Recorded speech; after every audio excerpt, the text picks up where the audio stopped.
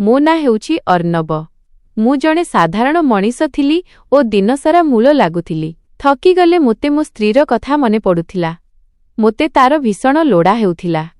ମାତ୍ର ସେ ମୋତେ ତା ପାଖକୁ ଆସିବାକୁ ଦେଉନଥିଲା।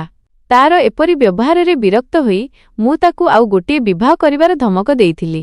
କିନ୍ତୁ ଏହି ଧମକର ବି ତା ଉପରେ କିଛି ପ୍ରଭାବ ପଡ଼ିନଥିଲା। ଶେଷରେ ମୁଁ ଜଣେ ଯୁବତୀ ଝିଅକୁ ବିବାହ କଲି ଏବଂ ମୋର ଦ୍ୱିତୀୟ ସ୍ତ୍ରୀକୁ ଘରକୁ ନେଇ ଆସିଲି। ଏହା ଦେଖି ମୋର ପ୍ରଥମ ସ୍ତ୍ରୀ ଜୋରରେ ହସିବାକୁ ଲାଗିଲା ଏବଂ ତାପରେ ସେ ଏପରି କିଛି କହିଲା ଯାହା ଶୁଣି ମୋ ପାଦ ତଳୁ ମାଟି ଖସିଗଲା। ରାତି 9ଟା ବାଜିଥିଲା। ସାରା ଦିନ ମୂଲ ଲାଗିବା ପରେ ମୁଁ ଗଭୀର ନିଦରେ ଶୋଇଥିଲି। ମାତ୍ର ହଠାତ୍ ମୁଁ ମୋରେ କିଛି ଗୋଳମାଳ ଅନୁଭବ କଲି, ଯେଉଁଥିପାଇଁ ମୋ ଆଖି ଖୋଲିଗଲା। ବାସ୍ତବରେ ମୁଁ ସାମାନ୍ୟ ଶବ୍ଦ ହେଲେ ମଧ୍ୟ ଉଠିଯାଏ, କିନ୍ତୁ ଆଜି ସତରେ କିଛି ଗୋଳମାଳ ହେଉଥିଲା। ମୋରେ ଲାଇଟ୍ ଜଳୁଥିଲା ଏବଂ ମୋ ସ୍ତ୍ରୀରେ ନଥିଲା। ମୁଁ ତୁରନ୍ତ ବ୍ୟସ୍ତ ହୋଇ ଉଠିପଡ଼ିଲି। ରାତି 9ଟା ବାଜିଥିଲା। ଏହି ସମୟରେ ମୋ ସ୍ତ୍ରୀ କୁଆଡ଼େ ଯାଇପାରେ, କାରଣ ସେ ବିଛଣାରେ ନଥିଲା।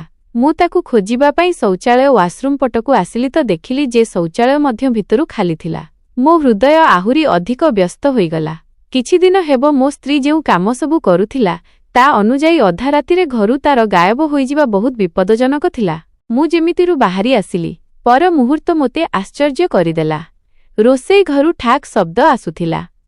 ମୁଁ ଧୀର ପାଦରେ ରୋଷେଇ ଘର ପାଖକୁ ଆସିଲି ଏବଂ ପର ମୁହୂର୍ତ୍ତରେ ଅତ୍ୟନ୍ତ ବ୍ୟସ୍ତ ହୋଇଗଲି, କାରଣ ମୋତେ ଏକ ଦାର ଝଟକା ଲାଗିଲା। ମୋ ସ୍ତ୍ରୀ ଚୁଲା ପାଖରେ ଠିଆ ହୋଇ କିଛି ଜାଳୁଥିଲା, ତାହା ବି ରାତିର ଏହି ସମୟରେ।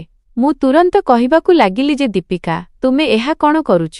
ସେ ମୋ ସ୍ୱର ଶୁଣି ତୁରନ୍ତ ପଛକୁ ବୁଲିଲା ଏବଂ ମୋତେ ଦେଖି ଭୀଷଣ ଭାବରେ ଡରିଗଲା। ତା ଚେହେରାର ରଙ୍ଗ ଉଡ଼ିଗଲା, ମଥାରେ ଝାଳ ଆସିଗଲା ଏବଂ ହାତ ଭୀଷଣ ଭାବରେ ଥରିବାକୁ ଲାଗିଲା। କାହିଁକି କେଜାଣି ମୋ ହୃଦୟ ହଠାତ୍ ଜୋରରେ ଧଡ଼ଧଡ଼ ହେବାକୁ ଲାଗିଲା। ମୋତେ କିଛି ବି ଠିକ୍ ଲାଗୁନଥିଲା।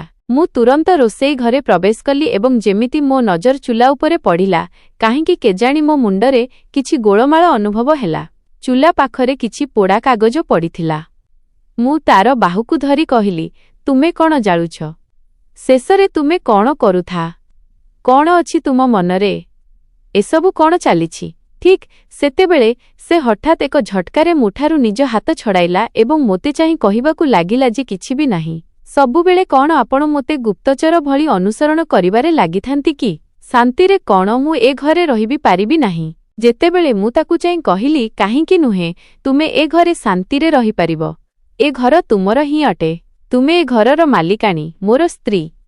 କିନ୍ତୁ ଅଧା ରାତିରେ ରୋଷେଇ ଘରେ ଠିଆ ହୋଇ କାଗଜ ଜାଳିବା, ଏହା କେଉଁ ବୁଦ୍ଧିମତ୍ତା? ଏ ବିଷୟରେ କ'ଣ ତୁମେ କିଛି ଆଲୋକପାତ କରିବାକୁ ପସନ୍ଦ କରିବ? ଶେଷରେ ମୋତେ କହିବ କି ତୁମେ କ'ଣ କରୁଥା? ମୋ କଥା ଶୁଣି ସେ ଚୁଲା ବନ୍ଦ କରିଦେଲା ଏବଂ ମୋ ପାଖ ଦେଇ ବାହାରି ଯାଇ କହିବାକୁ ଲାଗିଲା, ବିନା କାରଣରେ ମୋ ପଛରେ ଲାଗନ୍ତୁ ନାହିଁ। ସବୁବେଳେ ମୁଁ କେଉଁଠି ବସିଛି, କ'ଣ କରୁଛି, କାହା ସହିତ କଥା ହେଉଛି, ଆପଣ ସବୁବେଳେ ଏହି କଥାଗୁଡ଼ିକ ଉପରେ ନଜର ରଖିଥାନ୍ତି। ଭଗବାନଙ୍କ ପାଇଁ ମୋତେ ବି ଶାନ୍ତିରେ ନିଶ୍ୱାସ ନେବାକୁ ଦିଅନ୍ତୁ। ସ୍ତ୍ରୀ ହେବା କୌଣସି ଅପରାଧ ନୁହେଁ। ମୁଁ ଆପଣଙ୍କର ଚାକରାଣୀ ନୁହେଁ। ମାତ୍ର ଆପଣଙ୍କୁ କ'ଣ ଲାଗୁଛି ଯେ ମୁଁ ସବୁବେଳେ ଆପଣଙ୍କର ଏହି କଥାଗୁଡ଼ିକର ଉତ୍ତର ଦେଉଥିବି, ଯାହାର କୌଣସି କାରଣ ନଥାଏ? ସେ ମୋ ଆଖିରେ ଆଖି ମିଶାଇ କଥା ହେଉଥିଲା। ମୁଁ ତାକୁ ଚାହିଁ ରହିଗଲି। ମୋର ମନେ ପଡ଼ିଲା ଯେ ବିବାହର ପ୍ରଥମ ରାତିରେ ତ ସେ ମୋତେ ଭଲ ପାଇ କହିଥିଲା ଯେ ଆମ ସ୍ତ୍ରୀଲୋକମାନେ ସ୍ୱାମୀମାନଙ୍କର ସେବା କରିବା ପାଇଁ ହିଁ ଏ ଦୁନିଆକୁ ଆସିଥାନ୍ତି। ଯେଉଁ ସ୍ତ୍ରୀ ସ୍ୱାମୀର ସେବା କରେ ନାହିଁ, ସେ ବହୁତ ବଡ଼ ପାପିନୀ ହୋଇଥାଏ। ଉପରବାଲା ଆମକୁ ସ୍ୱାମୀର ସେବା କରିବା ପାଇଁ ହିଁ ଏ ଦୁନିଆକୁ ପଠାଇଛନ୍ତି। ଆଉ ଆଜି ତାର ଏହି କଥା କାହିଁକି କେଜାଣି ମୋତେ ଭିତରୁ ଏକ ଅଜବ ପରିସ୍ଥିତିରେ ପକାଇ ଦେଇଥିଲା। ସେଇ ରୋଷେଇ ଘରୁ ନିଜକୁ ଚାଲିଗଲା। ଯେଉଁ ସ୍ତ୍ରୀ ଆଗରୁ କହୁଥିଲା ଯେ ସ୍ୱାମୀଙ୍କ ସେବା କରିବା ପତ୍ନୀର କର୍ତ୍ତବ୍ୟ, ସେହି ପତ୍ନୀ ଆଜି ମୋ ସହିତ ଉଚ୍ଚ ସ୍ୱରରେ ଏବଂ ମୋ ଆଖିରେ ଆଖି ମିଶାଇ କଥା ହେଉଥିଲା ଏବଂ ମୁଁ ତାକୁ ଚାହିଁ ରହିଗଲି। ସେଇ ରୋଷେଇ ଘରୁ ନିଜକୁ ଚାଲିଗଲା। କିଛି ସମୟ ପରେ ମୋର ହୋସ୍ ଆସିଲା। ଯେଉଁ କାଗଜଗୁଡ଼ିକ ଜଳି ଯାଇଥିଲେ, ସେଗୁଡ଼ିକୁ ହାତ ପାପୁଲିରେ ରଖି ଧ୍ୟାନରେ ଦେଖିବାକୁ ଲାଗିଲି। ମାତ୍ର ସେଥିରେ କିଛି ବି ଏପରି ବୁଝିହେଉନଥିଲା ଯେଉଁଥିପାଇଁ ମୁଁ ମୋ ସ୍ତ୍ରୀ ଉପରେ ସନ୍ଦେହ କରିଥାନ୍ତି। ମୁଁ ନିଜ ମୁଣ୍ଡକୁ ଝାଡ଼ି ନୀରବରେ ମୋ ରୁମ୍ ପଟକୁ ଚାଲିଗଲି। ମୁଁ ଯେମିତି ମୋରେ ପ୍ରବେଶ କଲି, ସେଇର ଲାଇଟ୍ ବନ୍ଦ କରିଦେଇଥିଲା ଏବଂ ମୁଣ୍ଡରୁ ପାଦ ପର୍ଯ୍ୟନ୍ତ ଗଭୀର ନିଦରେ ଶୋଇଯାଇଥିଲା। ମୋତେ ତାର ବ୍ୟବହାର କୁଲ୍ ବି ବୁଝିହେଉନଥିଲା। ଦିନକୁ ଦିନ ସେ ମୋଠାରୁ ଅଲଗା ଅଲଗା ରହିବାକୁ ଲାଗିଥିଲା। ବଦତମିଜି କରୁଥିଲା, ଚିତ୍କାର କରୁଥିଲା, ପାଖକୁ ଗଲେ କାନ୍ଦିବା ଆରମ୍ଭ କରି ଦେଉଥିଲା। ତାର ଅଜବ ଅଭ୍ୟାସ ମୋତେ ଆହୁରି ଅଧିକ ବ୍ୟସ୍ତ କରିବାକୁ ଲାଗିଥିଲା ଏବଂ ଆଜିର ଏହି ଘଟଣା ତ ମୋତେ ଆହୁରି ଅଧିକ ଅସୁବିଧାରେ ପକାଇ ଦେଇଥିଲା। ମୁଁ ମନେ ମନେ ନିଷ୍ପତ୍ତି ନେଇ ସାରିଥିଲି ଯେଉଁ ସକାଳ ହେବା ମାତ୍ରେ ମୁଁ ମୋ ସ୍ତ୍ରୀ ସହିତ ନିଶ୍ଚୟ ଏ ବିଷୟରେ ଶେଷ କଥାବାର୍ତ୍ତା କରିବି।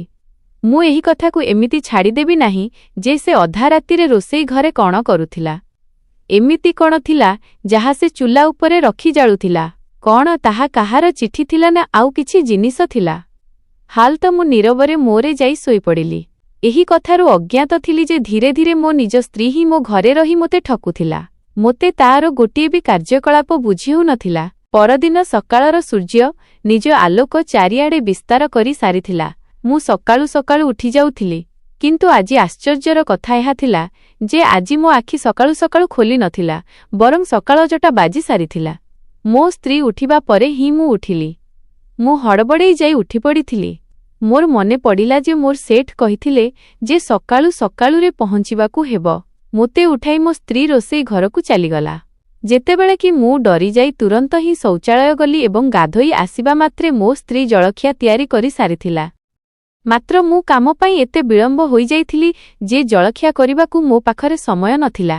ମୁଁ ତାକୁ ଖାଦ୍ୟ ପ୍ୟାକ୍ କରିବାକୁ କହିଲି ଏବଂ ନିଜେ ବାରଣ୍ଡାରେ ଲାଗିଥିବା ଛୋଟ ଦର୍ପଣରେ ନିଜ ବାଳ ସଜାଡ଼ିବାକୁ ଲାଗିଲି। ଏବେ ମୁଁ କାନିଆକୁ ଦର୍ପଣ ପାଖରେ ରଖିବାକୁ ଯାଉଥିଲି, ଯେତେବେଳେ ହଠାତ୍ ଦର୍ପଣ ପାଖରେ କିଛି ପୋଡ଼ା ସିଗାରେଟ୍ ପଡ଼ିଥିଲା।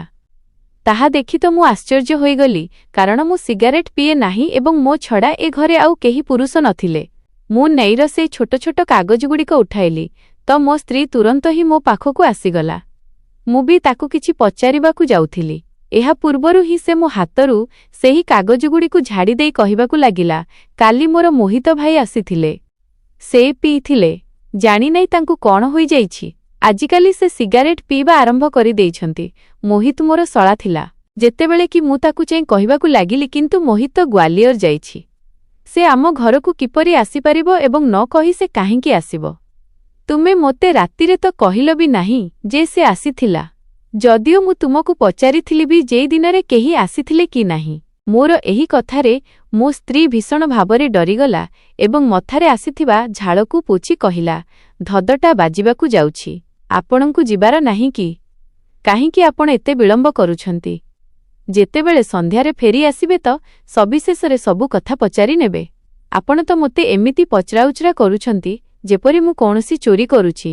ମୋହିତ ତ କେବେଠାରୁ ଘରକୁ ଫେରି ଆସିଲାଣି। ପତ୍ନୀର କଥା ଶୁଣି ମୁଁ ତା ହାତରୁ ଖାଦ୍ୟ ନେଲି ଏବଂ ମୁଣ୍ଡ ହରେ ହଲାଇ ନୀରବରେ ବାହାରକୁ ଚାଲିଗଲି। କିନ୍ତୁ ଏବେ କାହିଁକି କେଜାଣି ମୋତେ ମୋ ସ୍ତ୍ରୀର କାର୍ଯ୍ୟକଳାପ ବହୁତ ଅଜବ ଲାଗୁଥିଲା। ମୁଁ ମୋ ସ୍ତ୍ରୀ ଉପରେ ଏକ ନଜର ପକାଇଲି, ଯିଏ ଦର୍ପଣ ପାଖରେ ଠିଆ ହୋଇ ନିଜ ଝାଳ ପୋଛୁଥିଲା। ହଲ୍ ମୁଁ ନୀରବରେ ଘରୁ ବାହାରି ଆସିଲି, କିନ୍ତୁ ମନ ଭିତରେ ଏକ ଅସ୍ଥିରତା ଲାଗି ରହିଥିଲା। ମୋତେ କିଛି ବି ଠିକ୍ ଲାଗୁନଥିଲା। ମୁଁ ହଲ୍ ସବୁ କଥାକୁ ଭୁଲି କାମ ଜାଗାପଟକୁ ଆଗେଇଲି, କାରଣ ଯଦି କାମ କରିବି ତେବେ ହିଁ ମୁଁ ମୋ ଘର ଚଳାଇ ପାରିବି।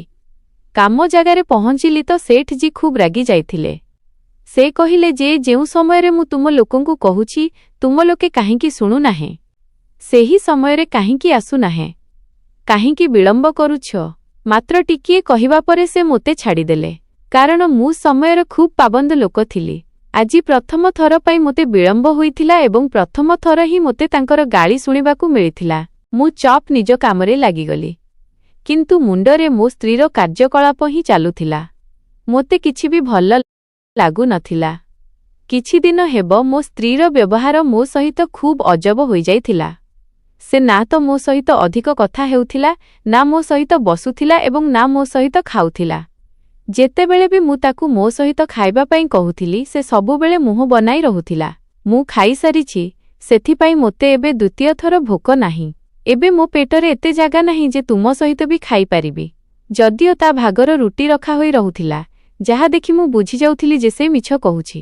ମାତ୍ର ଯେତେବେଳେ ତାକୁ ମୋ ସହିତ ଖାଇବା ପସନ୍ଦ ନଥିଲା ତ ମୁଁ ମଧ୍ୟ କିଛି ସମୟ ପରେ ତାକୁ ମୋ ସହିତ ଖାଇବାକୁ କହିବା ଛାଡ଼ିଦେଲି। କିନ୍ତୁ ଏବେ କିଛି ଅଜବ କାର୍ଯ୍ୟକଳାପ ହେବାକୁ ଲାଗିଥିଲା। ଯେତେବେଳେ ବି ମୁଁ ତା ପାଖକୁ ଯିବାକୁ ଚେଷ୍ଟା କରୁଥିଲି ସେ ମୋତେ ଗାଳି କରି ନିଜଠାରୁ ଦୂର କରିଦେଉଥିଲା ଏବଂ କହୁଥିଲା ଯେ ମୋଠାରୁ ଦୂରରେ ରୁହ, ମୋ ପାଖକୁ ଆସ ନାହିଁ।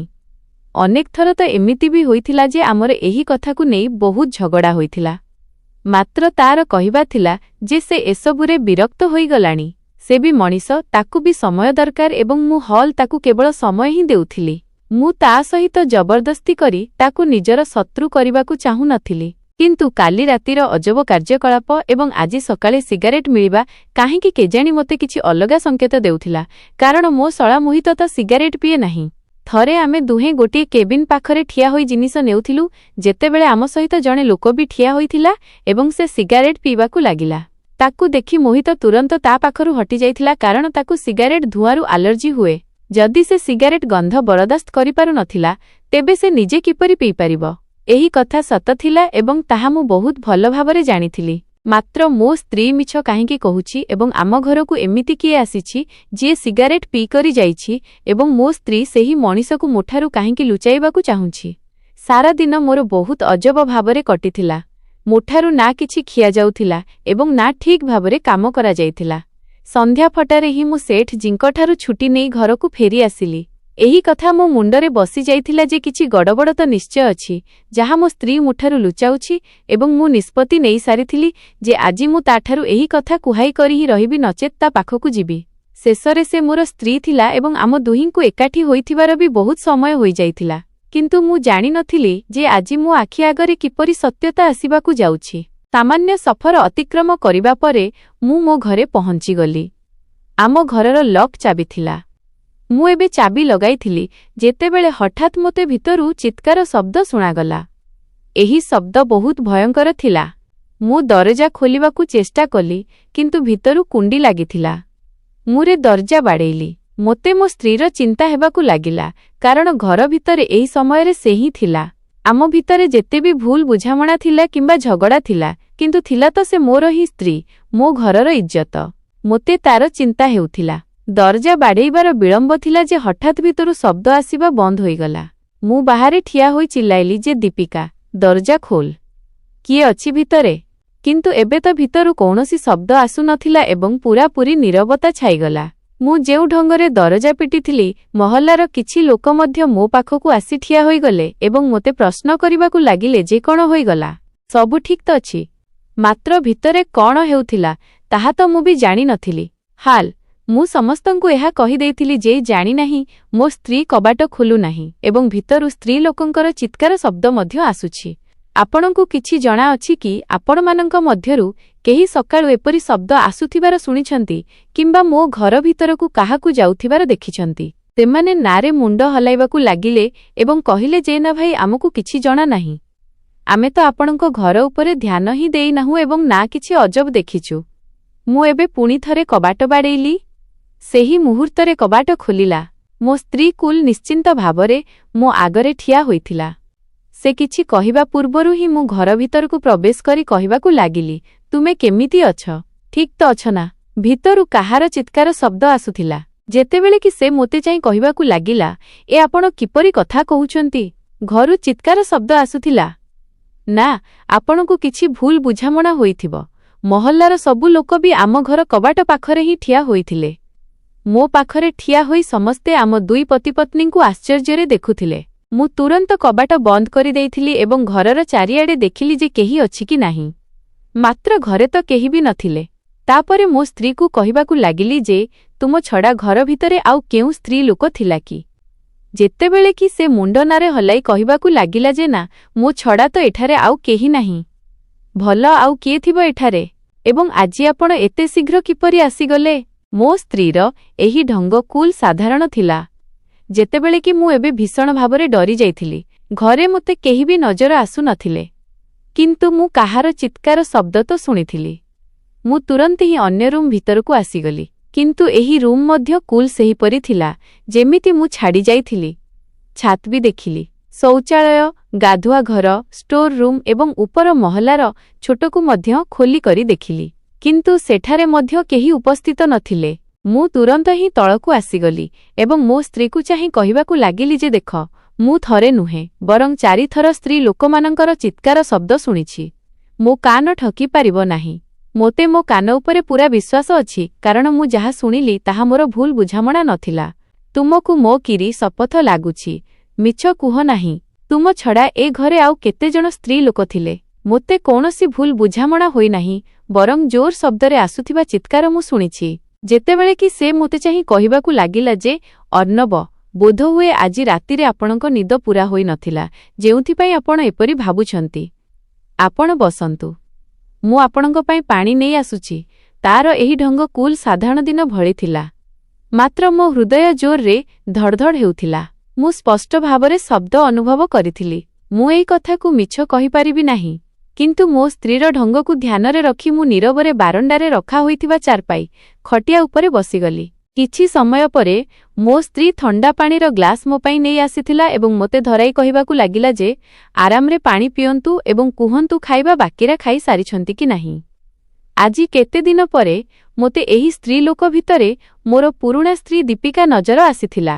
ନଚେତ୍ ଏହି ସ୍ତ୍ରୀ ଲୋକ ଯେତେ ବଦଳି ଯାଇଥିଲା, ସେଥିରେ ଏହି ମମତା ତ କେଉଁଠି ଥିଲା ହିଁ ନାହିଁ। ମୁଁ କିଛି କହିବା ପୂର୍ବରୁ ହିଁ ସେ କହିବାକୁ ଲାଗିଲା, ଆଚ୍ଛା ଗୋଟିଏ କାମ କରନ୍ତୁ, କପଡ଼ା ବଦଳାଇ ଦିଅନ୍ତୁ। ମୁଁ ଆପଣଙ୍କ ପାଇଁ ଖାଇବା ଲଗାଇ ଦେଉଛି। ଆଜି ଆପଣଙ୍କର ମନପସନ୍ଦର ଖାଦ୍ୟ ତିଆରି କରିଛି। ମୋତେ ଏତିକି କହି ସେ ରୋଷେଇ ଘରକୁ ଚାଲିଗଲା। ଯେତେବେଳେ କି ମୁଁ ତାକୁ ଯାଉଥିବାର ଦେଖୁ ରହିଲି। ଏବେ ମୁଁ ପାଣିର କିଛି ଢୋକ ହିଁ ନେଇଥିଲି, ଯେତେବେଳେ ମୋତେ ପାଣି ଭଲ ଲାଗିନଥିଲା। ପାଣିରେ ସେହି ସ୍ୱାଦ ନଥିଲା, ଯାହା ହେବା କଥା।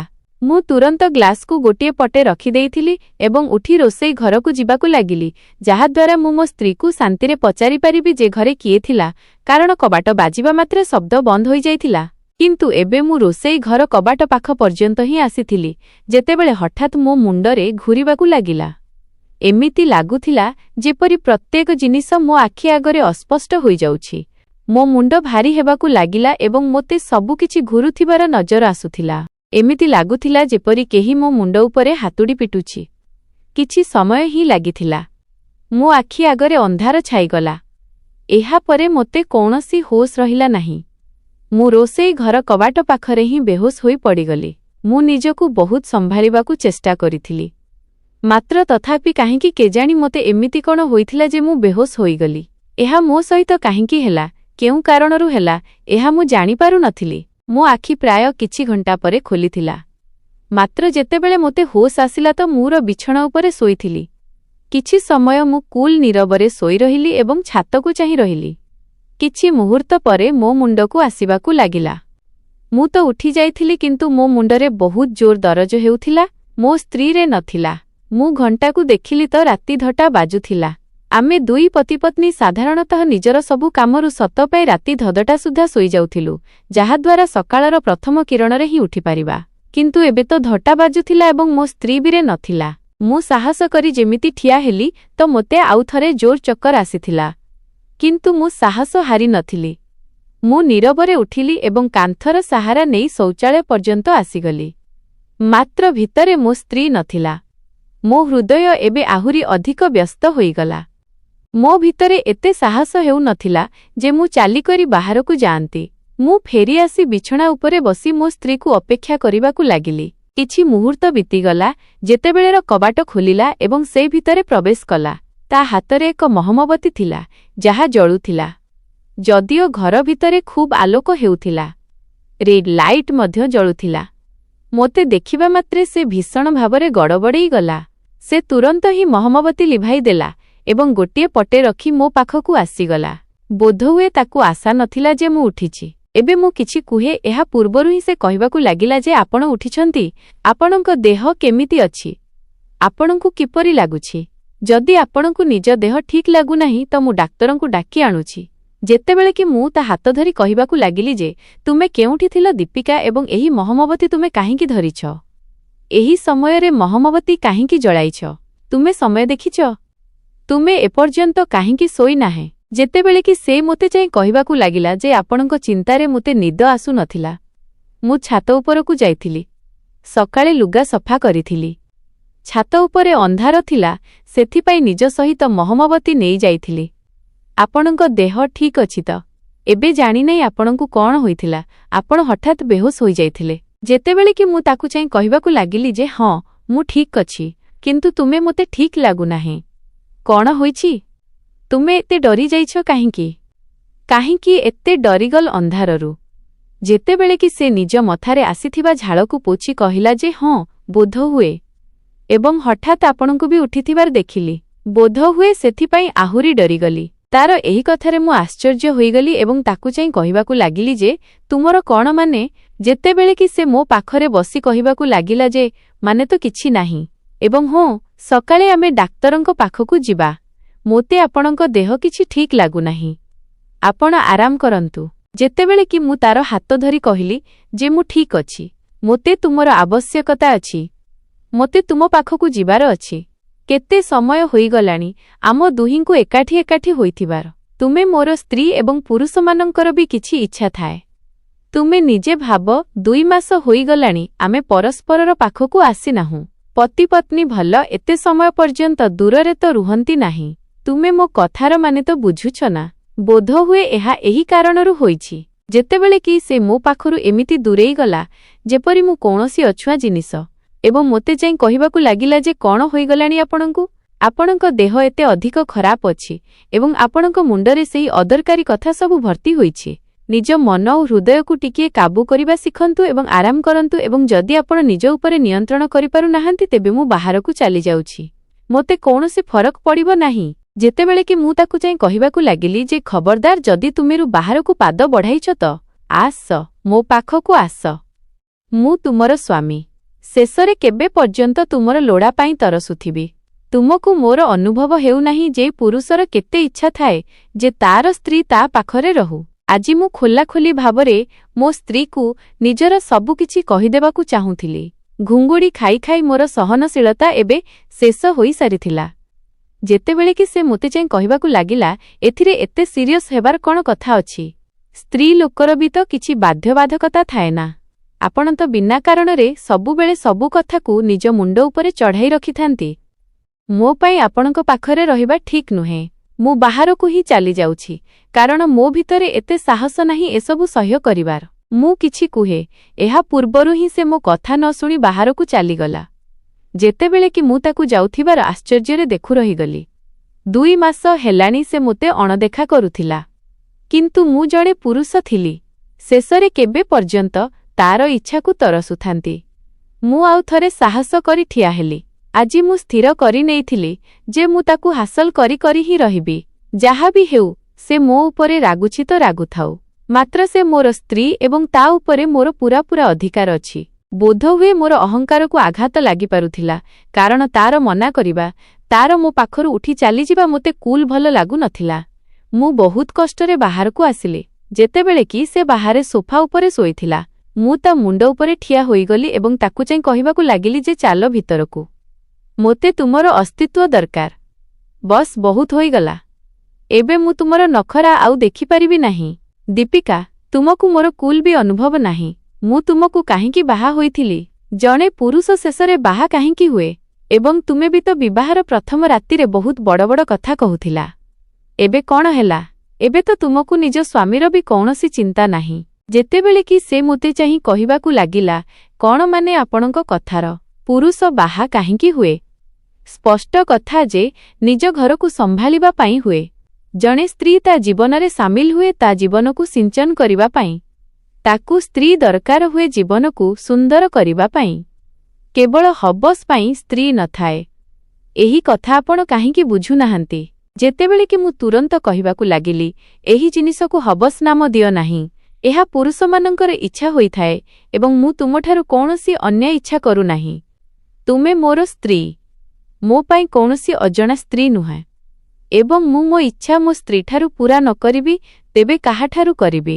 ଯେତେବେଳେ କି ସେ ନିଜ ଜାଗାରୁ ଠିଆ ହୋଇ କହିବାକୁ ଲାଗିଲା ଯେ ତୁମ ମନରେ ଯାହା ଆସୁଛି ତୁମେ କର କିନ୍ତୁ ମୋତେ ଅସୁବିଧା କର ନାହିଁ। ମୋର ମଧ୍ୟ ତୁମ ସହିତ କଥା ହେବାର ଇଚ୍ଛା ନାହିଁ। ହାଲ୍ ମୋତେ ଉପରକୁ ଯିବାର ଅଛି। ଯେତେବେଳେ କି ମୁଁ ତାର କଚଟି ଧରି କହିଲି, ଦୀପିକା, ମୋ ରାଗକୁ ଆହୁରି ଅଧିକ ବଢ଼ାଅ ନାହିଁ। 2 ମାସ ହୋଇସାରିଛି। ଏବେ ମୁଁ ଏସବୁ ଆଉ ସହ୍ୟ କରିବି ନାହିଁ। ଚାଲ ଭିତରକୁ। ଯେତେବେଳେ କି ସେ ମୋତେରେ ଠେଲିଦେଇ କହିଲା ଯେ ଆପଣଙ୍କୁ ଯାହା କରିବାର ଅଛି କରିନିଅନ୍ତୁ, ମୋତେ କୌଣସି ଫରକ ପଡ଼ିବ ନାହିଁ। ତାର ଧକ୍କା ଦେବା ମୋତେ ଆଶ୍ଚର୍ଯ୍ୟ କରିଦେଇଥିଲା। ଯେଉଁ ଝିଅ ମୋ ପ୍ରେମ ପାଇଁ, ମୋର ସେବା କରିବା ପାଇଁ ପାଗଳ ରହୁଥିଲା, ଯେଉଁ ଝିଅ ମୋର ଅସ୍ତିତ୍ୱକୁ ଏତେ ଭଲ ପାଉଥିଲା ଯେ ନିଜକୁ ମୋ ଆଗରେ ଉତ୍ସର୍ଗ କରିଦେଉଥିଲା, ଆଜି ସେଇ ଝିଅକୁ ମୋର ତା ପାଖରେ ଠିଆ ହେବା ବି ସହ୍ୟ ହେଉନଥିଲା। ମୁଁ କିଛି କୁହେ, ଏହା ପୂର୍ବରୁ ହିଁ ସେ ଛାତ ଉପରକୁ ଚାଲିଗଲା। ବିବାହର କିଛି ସମୟ ପରେ ମୋ ଉପରେ ଏହି ସତ୍ୟତା ଖୋଲିଥିଲା ଯେ ତାକୁ ଛାତ ଉପରକୁ ଏକୁଟିଆ ଯିବାକୁ ଡର ଲାଗେ। ମାତ୍ର ଏବେ ସେ କିପରି ଛାତ ଉପରକୁ ଏକୁଟିଆ ଯାଉଥିଲା। କାହିଁକି କେଜାଣି ମୋତେ ଏବେ ଡାଲିରେ କିଛି କଳା ଲାଗିବାକୁ ଲାଗିଲା। କଣ ତା ଜୀବନରେ ଆଉ କେହି ସାମିଲ ହୋଇସାରିଛି? କଣ ସେ ମୋତେ ଧୋକା ଦେଉଛି? କଣ ତାର ମନ ମୋଠାରୁ ଭରିଗଲାଣି? କଣ ସେ ମୋଠାରୁ ନିଜ ପିଛା ଛଡ଼ାଇବାକୁ ଚାହୁଁଛି? ସେଥିପାଇଁ ତ ଏହିସବୁ କାର୍ଯ୍ୟକଳାପ କରୁଛି ଏବଂ ମୋଠାରୁ ଦୂରରେ ଦୂରରେ ରହିବାକୁ ଲାଗିଛି। ମୋ ମୁଣ୍ଡରେ ଏହି ସବୁ କଥା ଘୂରି ବୁଲୁଥିଲା। ତାର ଏହିପରି ମୋତେ ଅଣଦେଖା କରିବା ମୋତେ କୁଲ୍ ଭଲ ଲାଗୁନଥିଲା। ମୁଁ ତାକୁ ବହୁତ ଭଲ ଏବଂ ସଂସ୍କାରୀ ସ୍ତ୍ରୀ ବୋଲି ଭାବୁଥିଲି, କାରଣ ସେ ସଂସ୍କାରକୁ ବହୁତ ମାନୁଥିଲା। ତାକୁ ତ ସବୁ କଥା ବିଷୟରେ ବହୁତ ଭଲ ଭାବରେ ଜଣାଥିଲା। ସେଇ ଜଣେ ପଢ଼ାଲେଖା ସ୍ତ୍ରୀ ଥିଲା। ମାତ୍ର ଏବେ ତାର କାର୍ଯ୍ୟକଳାପ ଏପରି ହୋଇସାରିଥିଲା ଯେ ସେ ମୋତେ ଦେଖିବାକୁ ବି ପସନ୍ଦ କରୁନଥିଲା। କେତେ ଦିନ ପରେ ସେ ମୋ ସହିତ ଭଲ ଭାବରେ କଥା ହୋଇଥିଲା, କିନ୍ତୁ ଆଜି ତାର ଏହି ବ୍ୟବହାର ମୋତେ ପୁଣି ଥରେ ନିରାଶ କରିଦେଇଥିଲା। ସେତିକିବେଳେ ହଠାତ୍ ମୋତେ ଶୋଷ ଲାଗିଲା। ମୁରେ ଦେଖିଲି ତୋରେ ପାଣି ସରିଯାଇଥିଲା। ସେଥିପାଇଁ ମୁଁ ନିଜ ମୁଣ୍ଡକୁ ଝାଡ଼ି ରୋଷେଇ ଘର ପଟକୁ ଗଲି। ରୁ ପାଣି ବାହାର କରି ଏବେ ମୁଁ ଗ୍ଲାସକୁ ନିଜ ଓଠରେ ଲଗାଇଥିଲି, ମାତ୍ର ହଠାତ୍ ନ ଚାହିଁଲେ ମଧ୍ୟ ମୋ ନଜର ଚୁଲା ଉପରେ ପଡ଼ିଗଲା ଏବଂ ପର ମୁହୂର୍ତ୍ତ ମୋ ପାଇଁ ଆଶ୍ଚର୍ଯ୍ୟ କରିଦେଲା। ଆଜି ବି ଚୁଲା ପାଖରେ ସେହି କାଗଜଗୁଡ଼ିକ ପଡ଼ିଥିଲା, ଯାହା କାଲି ଥିଲା। ମୁଁ ତୁରନ୍ତ ସେହିପଟକୁ ଦୌଡ଼ିଲି। ଯେମିତି ମୁଁ କାଗଜକୁ ନିଜ ହାତରେ ନେଲି, ମୋତେ ତାର ଗରମପଣରୁ ଅନୁଭବ ହୋଇଗଲା ଯେ ଏଗୁଡ଼ିକୁ ଏବେ କିଛି ସମୟ ପୂର୍ବରୁ ହିଁ ଜଳାଯାଇଛି। ମୁଁ ଆଶ୍ଚର୍ଯ୍ୟରେ ଉପର ଆଡ଼କୁ ଚାହିଁଲି। ଶେଷରେ ମୋ ସ୍ତ୍ରୀ ପ୍ରତିଦିନ ସେହି କାଗଜକୁ ଜାଳୁଛି। ଶେଷରେ ତା ମୁଣ୍ଡରେ କଣ ଚାଲିଥିଲା? ମୋର ବି ମନ ଏବଂ ମୁଣ୍ଡ ଏବେ ପୂରାପୂରି କାମ କରିବା ବନ୍ଦ କରି ସାରିଥିଲା। ପାଣି ପିଇ ମୁଁ ନିଜକୁ ଆସିଗଲି। ଯଦି ଏହି ସବୁ ମୋ ଘରେ ଚାଲୁ ରହେ ତ ମୁଁ କେବେ ବି ଶାନ୍ତିର ଜୀବନ ବିତାଇ ପାରିବି ନାହିଁ। ମୋ ସ୍ତ୍ରୀ ତରେ ଆସିଯାଇଛି। ସାଙ୍ଗକୁ ବାଦାନୁବାଦ ବି କରିବାକୁ ଲାଗିଛି। ନିଜ ସ୍ତ୍ରୀକୁ ଶାନ୍ତି ଏବଂ ଆରାମ ଦେବା ପାଇଁ ମୁଁ ନିଜ ବାପାମାଙ୍କ ଘର ଛାଡ଼ି ଦେଇଥିଲି। ତା ପାଇଁ ମୁଁ ଭଡ଼ା ଘରେ ରହୁଥିଲି, ଯାହାଦ୍ୱାରା ତାକୁ ଅନ୍ୟ ଲୋକଙ୍କର କାମ କରିବାକୁ ନ ପଡ଼ୁ। କାରଣ ଆମେ ସବୁ ଭାଇ ଭଉଣୀ ଏବଂ ମୋ ବାପାମା ଏକାଠି ଯୁଗ୍ମ ପରିବାରରେ ତାଙ୍କ ଘରେ ରହୁଥିଲୁ।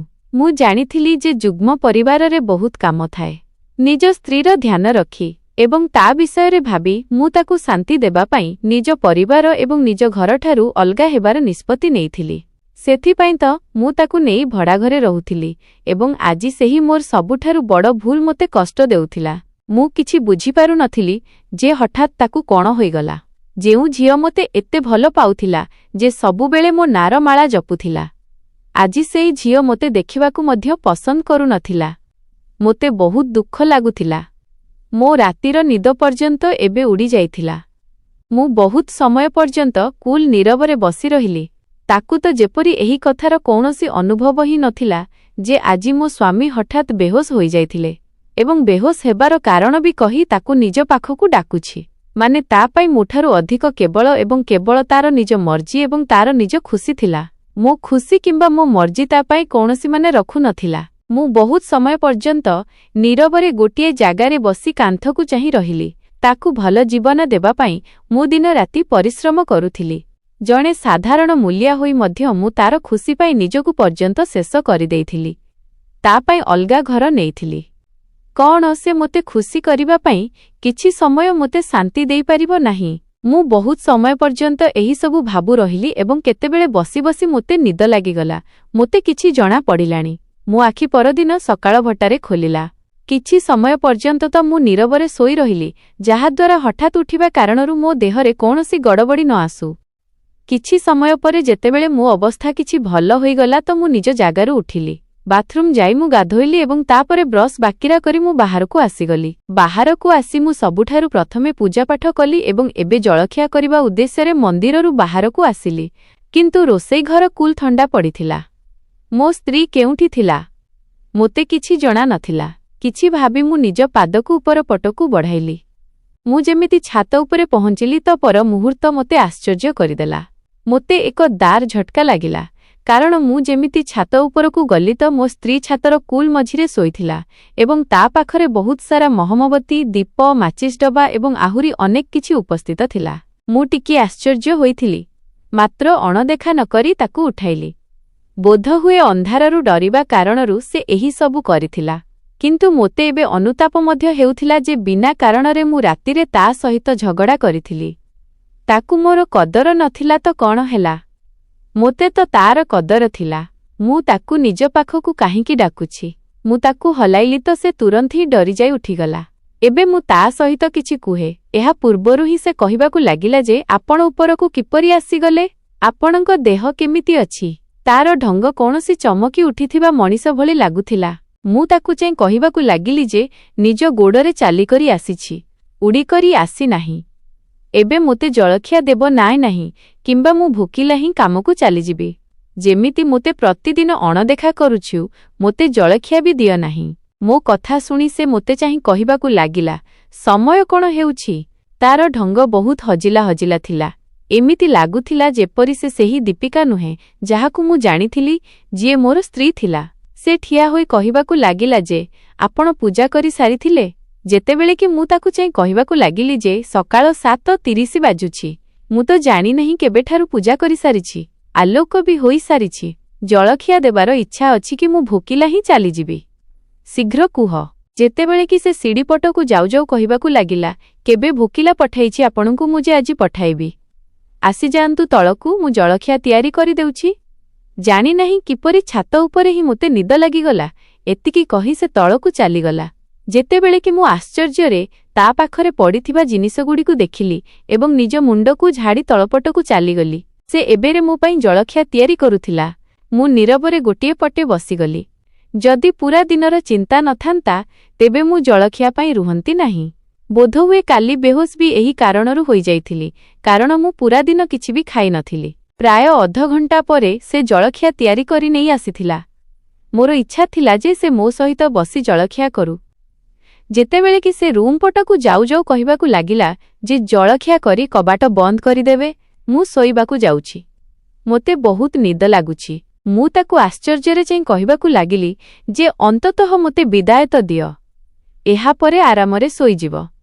ବାସ୍ତବରେ ମୁଁ ସାରା ଦିନ ଘରେ ରହିବି ନାହିଁ। ରାତିରେ ହିଁ ଆସିବି। ତୁମେ ଯେତେ ଚାହିଁବ ଶୋଇ ରହିବ। ସେ ମୋତେ ଚାହିଁ କହିବାକୁ ଲାଗିଲା, କରିନେବେ ଜଳଖିଆ। କେଉଁଟା ଆପଣ ସବୁଦିନ ପାଇଁ ଯାଉଛନ୍ତି? ମୁଁ ତ ଶୋଇବାକୁ ଯାଉଛି। ମୋତେ ଅସୁବିଧା କରନ୍ତୁ ନାହିଁ। ଆପଣଙ୍କ କାରଣରୁ ସାରା ରାତି ମୁଁ ଅଶାନ୍ତ ରହିଛି। ଏତିକି କହି ସେକୁ ଚାଲିଗଲା। ଯେତେବେଳେ କି ମୁଁ ତାକୁ ଯାଉଥିବାର ଦେଖୁ ରହିଗଲି। ତାକୁ ମୋର କୁଲ୍ ବି ଚିନ୍ତା ନଥିଲା। ତା କଥାରୁ ସ୍ପଷ୍ଟ ଜଣାପଡ଼ୁଥିଲା, ଆଜି ପ୍ରଥମ ଥର ତାର ବ୍ୟବହାର ମୋ ହୃଦୟକୁ ବହୁତ ଉଦାସ କରିଦେଇଥିଲା। ଏତେ ଯେ ମୋ ଆଖିରେ ଲୁହ ଆସିଗଲା। ଲୋକେ କହନ୍ତି ଯେ ପୁରୁଷମାନଙ୍କୁ କଷ୍ଟ ହୁଏ ନାହିଁ, ସେମାନେ କାନ୍ଦନ୍ତି ନାହିଁ। କିନ୍ତୁ ଯେତେବେଳେ ପୁରୁଷକୁ କଷ୍ଟ ହୁଏ, ସେ ସବୁଠାରୁ ଅଧିକ କାନ୍ଦେ। ମୁଁ ନୀରବରେ ମନକୁ ମାରି ନିଜ ଜଳଖିଆ ଶେଷ କଲି, କାରଣ ଏବେ ମୁଠାରୁ ଜଳଖିଆ କରାଯାଉ ନଥିଲା। ଗୋଟିଏ ଗୋଟିଏ କବଳ ଗଳାରେ ଅଟକୁଥିଲା। ମୁଁ ଶୀଘ୍ର ଜଳଖିଆ ଶେଷ କରି ନୀରବରେ ଘରୁ ବାହାରିଗଲି। କିନ୍ତୁ ମନ ଏତେ ଉଦାସ ହେଉଥିଲା ଯେ ମୁଁ କାମ ବଦଳରେ ମୋ ମା'ଙ୍କ ଘରପଟକୁ ଚାଲିଗଲି। ବୋଧହୁଏ ତାଙ୍କ ଆଞ୍ଚଳରେ କିଛି ସମୟ ମୋତେ ଶାନ୍ତି ଏବଂ ଆରାମ ମିଳିଯିବ। ମୁଁ ତାଙ୍କ ଘରେ ପ୍ରବେଶ କଲି ତ ପୂରା ଘର ଉଠିଥିଲା। ବାପା କାମକୁ ଯାଇଥିଲେ ଏବଂ ବାକି ଭାଇମାନଙ୍କୁ ମଧ୍ୟ ଏହି କାମ ଶିଖାଯାଇଥିଲା। ସେମାନେ ମଧ୍ୟ ମୂଲ ଲାଗୁଥିଲେ। ସେମାନେ ମଧ୍ୟ ମୂଲ ଲାଗିବାକୁ ଯାଇଥିଲେ। ସେଥିପାଇଁ ସବୁ ଉଠିଥିଲେ।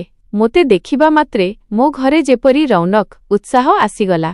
ମୁଁ ମୋ ମା'ଙ୍କ କୋଳରେ ଯାଇ କୁଲ୍ ନୀରବରେ ବସିଗଲି।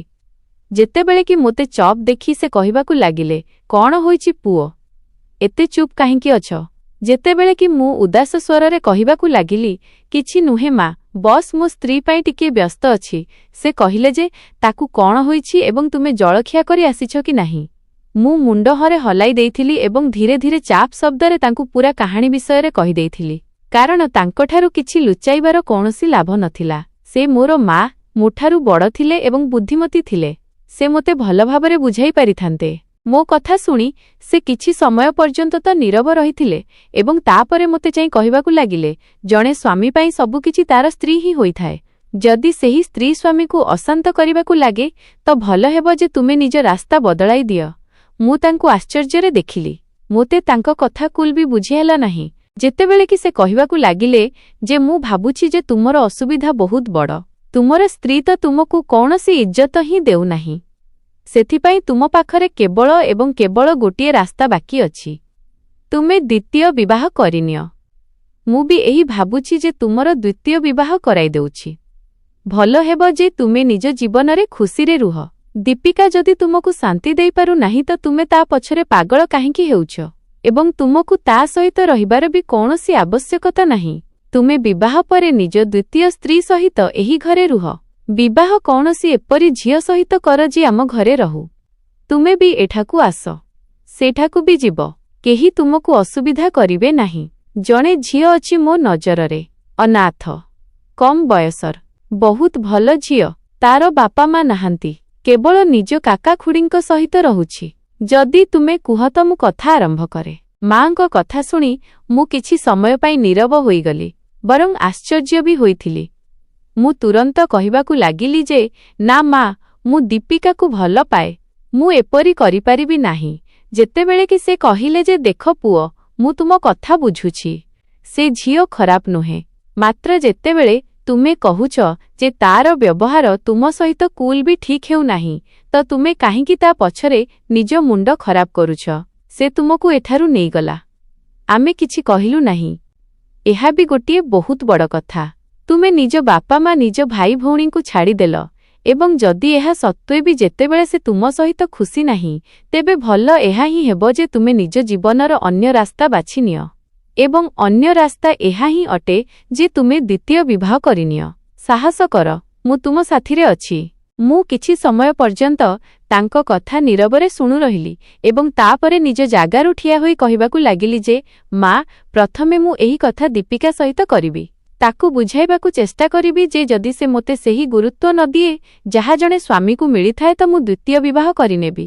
ଯଦି ସେ ମୋ କଥା ନ ମାନେ ଏବଂ ଯଦି ମୋ କଥା ମାନିନିଏ ତ ଏହାଠାରୁ ଭଲ କଥା ମୋ ପାଇଁ ଆଉ କିଛି ନାହିଁ। କିନ୍ତୁ ତା ବୁଝିବାରେ କିଛି ନାସିଲା ଏବଂ ତଥାପି ସେ ମୋତେ ଅଣଦେଖା କଲା ତ ଆପଣ ମୋର ସମ୍ବନ୍ଧ ପକ୍କା କରି ବିବାହର ତାରିଖ ନେଇଯିବେ। ମୋର କୌଣସି ଆପତ୍ତି ନାହିଁ। ଉପରବାଲାଙ୍କ କୃପାରୁ ମୁଁ ଏତେ ରୋଜଗାର କରେ ଯେ ଦୀପିକା ସହିତ ତାର ମଧ୍ୟ ଖର୍ଚ୍ଚ ଉଠାଇ ନେବି। ଏହା କହି ମୁଁ ନିଜ କାମ ପାଇଁ ବାହାରିଗଲି। ସାରା ଦିନ ପ୍ରତିଦିନ ଭଳି ବିତିଗଲା।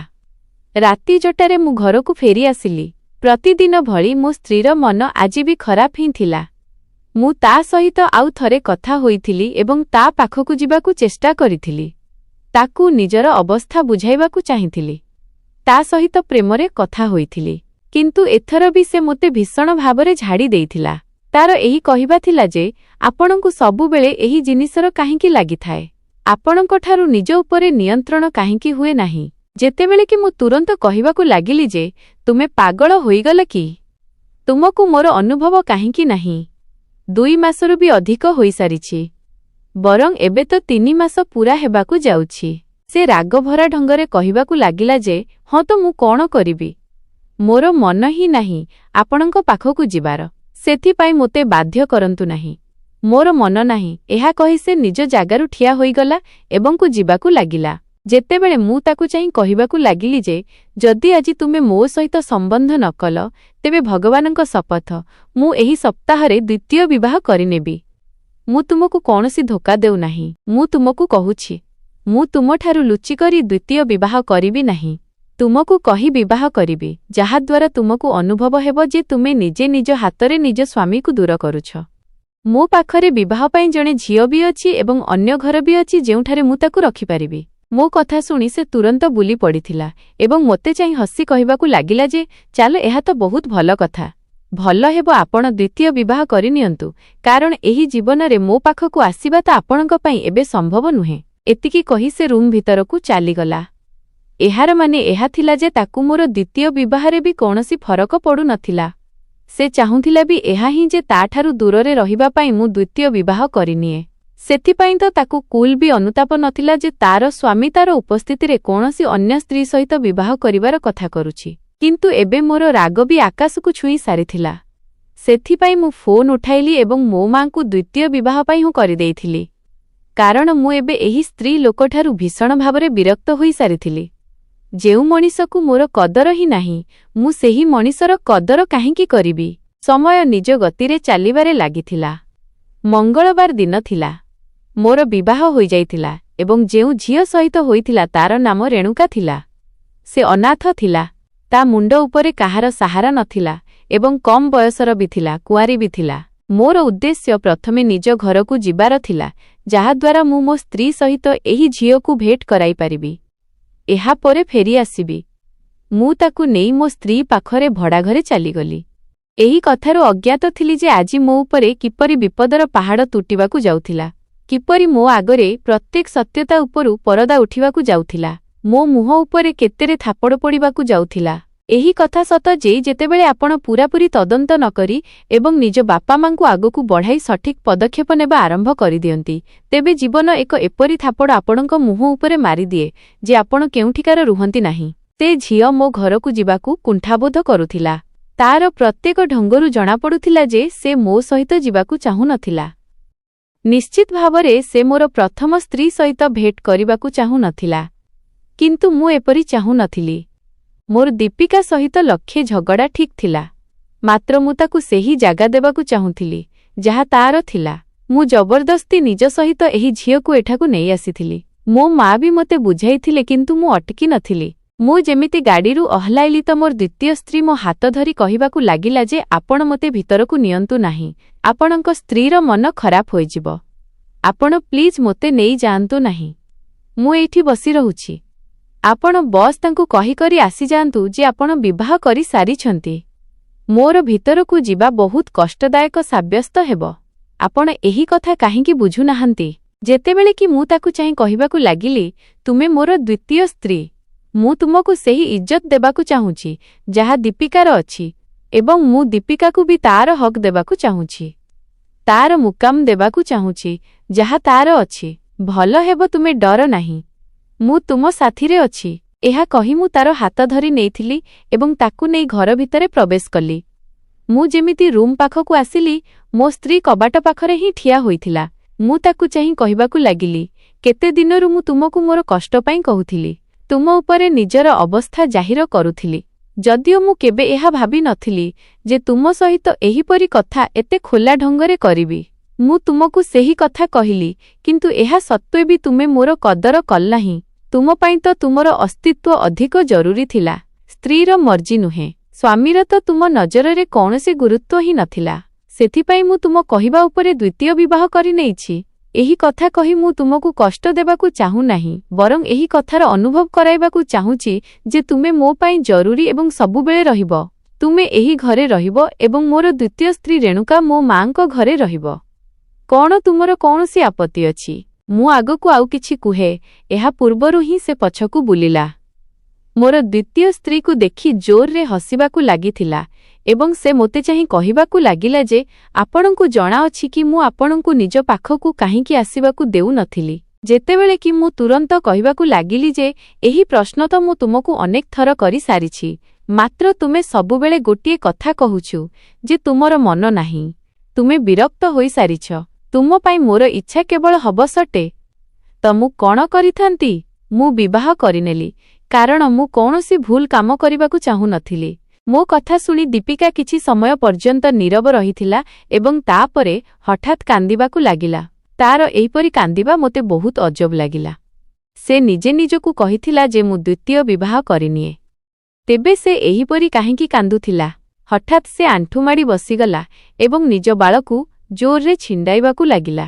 ମୋର ଦ୍ୱିତୀୟ ସ୍ତ୍ରୀ ତା ପାଖକୁ ଯିବାକୁ ଲାଗିଲା ତ ମୁଁ ତାକୁ ରୋକିଦେଲି। ମୁଁ ବିନା କାରଣରେ କଥାକୁ ବଢ଼ାଇବାକୁ ଚାହୁଁନଥିଲି। ଯେଉଁ ଢଙ୍ଗରେ ସେ କାନ୍ଦୁଥିଲା ତାର ଅନ୍ଦାଜରୁ ସ୍ପଷ୍ଟ ଜଣାପଡ଼ୁଥିଲା ଯେ ହୋଇପାରେ ସେ ତା ଉପରେ ହାତ ମଧ୍ୟ ଉଠାଇଦେବ।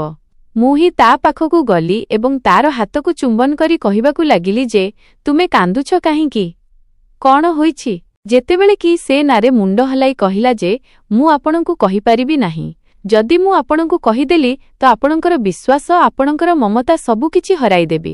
ତାର କଥା ଶୁଣି ମୁଁ ତୁରନ୍ତ କହିବାକୁ ଲାଗିଲି ଯେ ମୁଁ ଶପଥ କରୁଛି ଦୀପିକା, ତୁମର ସେହି ମୁକାମ ରହିବ ଯାହା ତୁମର ଥିଲା।